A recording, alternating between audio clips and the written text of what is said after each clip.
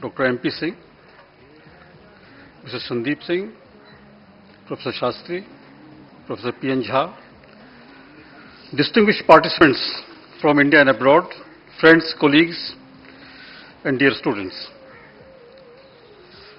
I am extremely delighted to be here to participate in an international conference on a spiritual paradigm for surmounting global management crisis. This is the closing session. I don't want to shower you with new ideas and new thought. I will try to mention what I feel about the whole subject. Friends, when I was here last time in SMS, I ended up my lecture with ethical issues in business management. And I find that today's international gathering is almost on similar topics or similar views.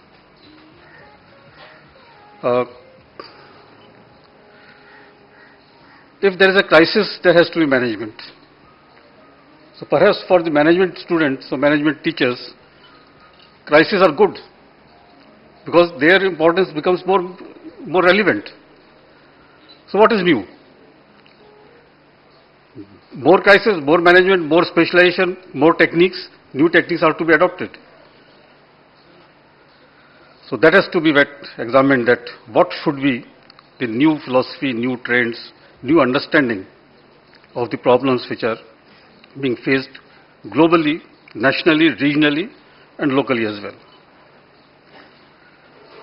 I start my lecture with a small instance. When I was in Survey of India, we used to have a promotion meetings where members of Union Public Service Commission, they used to come.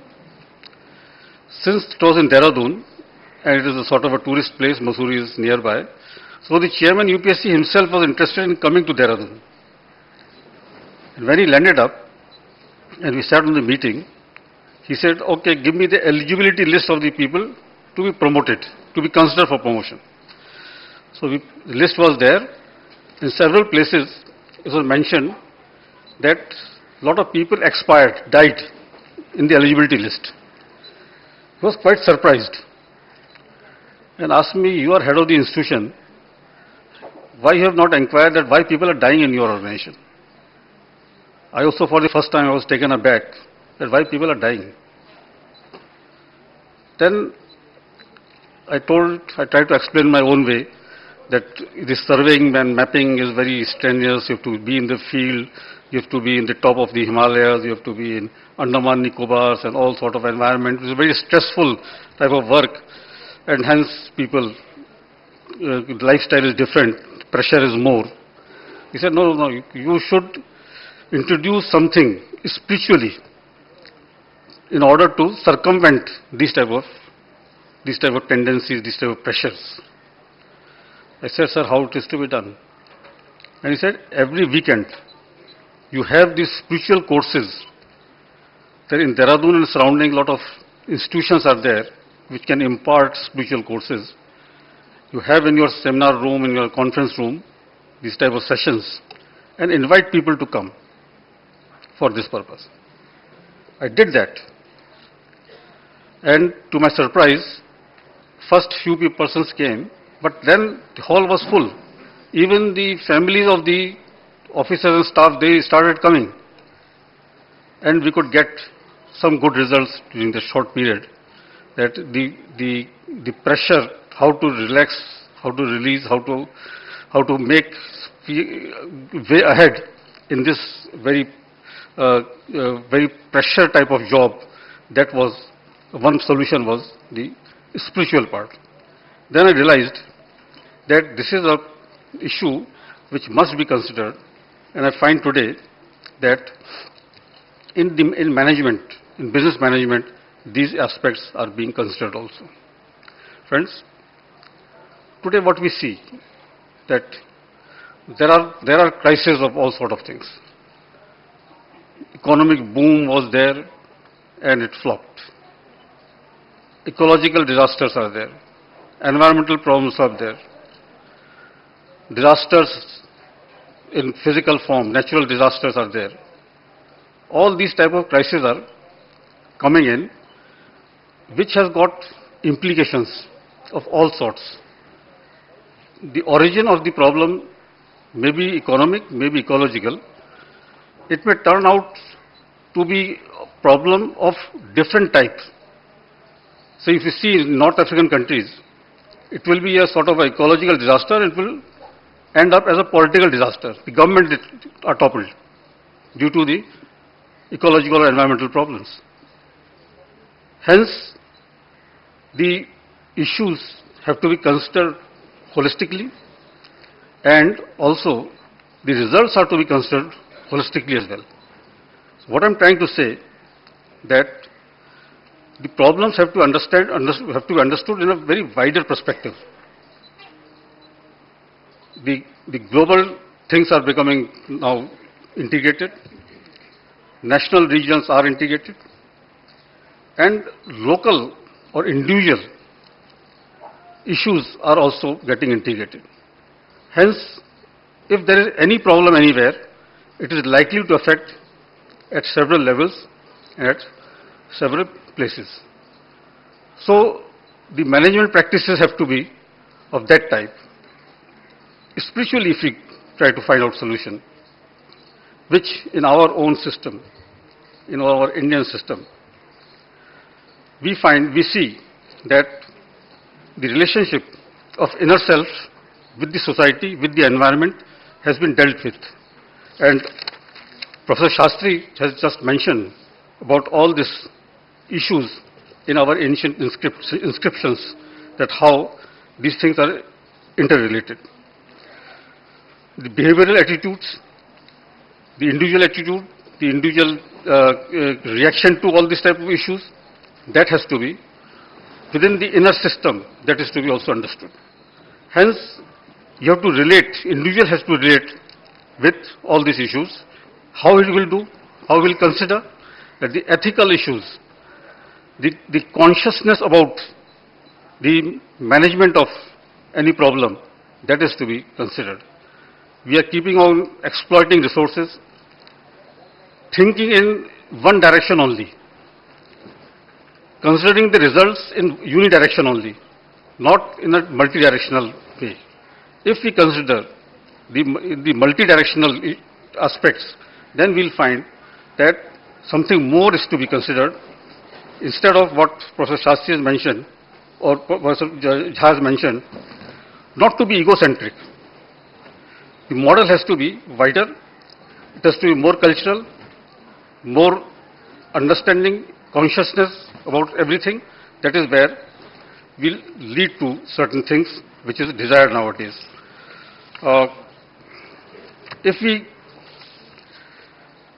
consider our ancient traditions, the spiritual traditions, let me go to the first two, not exactly the ancient one, Sri Aurobindo's philosophy. I'll read out something which will mention that of a supermind, a superhuman being, what nature he should have. And first, what he says is to understand himself. The spiritual part, what he mentions, may not be the exact word it like that, but the spiritual part he mentions, that spiritually he has to evolve.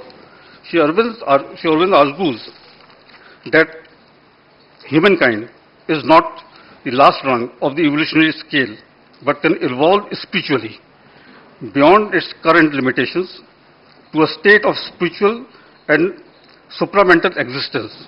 The evolutionary existence he called a divine life on earth, characterizing by a spiritualized, supramental, truth consciousness-oriented humanity. So this consciousness part, what he is trying to plead, if we go for in the Buddhist saying, then we also find similar views.